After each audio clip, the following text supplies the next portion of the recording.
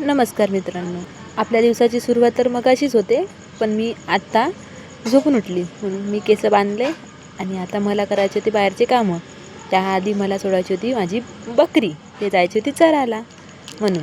हे पिल्लू बघा कसं करत आहे, मै माय चालली म्हणून. तिला आता नेऊन घातलं मी.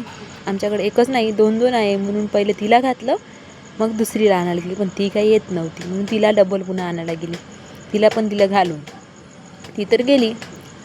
मग कुठं, मग जाऊ म्हणलं माझ्या पिल्ल्यांकडं थोडंसं. मी गेली, पण ते पहा माझ्याकडं कसं पाहते. आणि ही दोघींना पण माझ्या लहानपणीची आठवण आली मला. मग आली आतमध्ये आणि मी मांडला थोडासा चहा. माझा भाऊ म्हणते मला लागली भूक. मी म्हणलं आता जेवण कर, तर ते म्हणते मला जेवण नाही करूशा वाटत आहे, काहीतरी खाऊशा वाटत आहे म्हणते. म्हणलं बरं चहा मांडतो. ते गेलं बिस्किट आणायला. मला नाही आवडत पार्लेजी म्हणून ते घेऊन आलं पार्लेजी.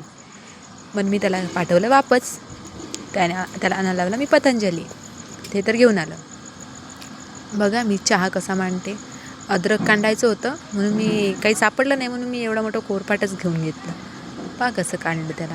असंच मी माझ्या भावाला लहानपणी काढायची. मग मस्ती केलं तर तसंच आमच्याकडं.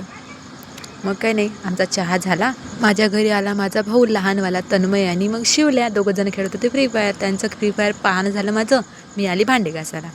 आपल्या मुलींचं एक काम राहतेच, ते म्हणजे भांडे घासणं. ते मेन आहे आपलं. ते करून झालं माझं. झाले माझे कामं वगैरे. चला मग भेटू नेक्स्ट ब्लॉग. लाईक करायला विसरू नका. Bye bye.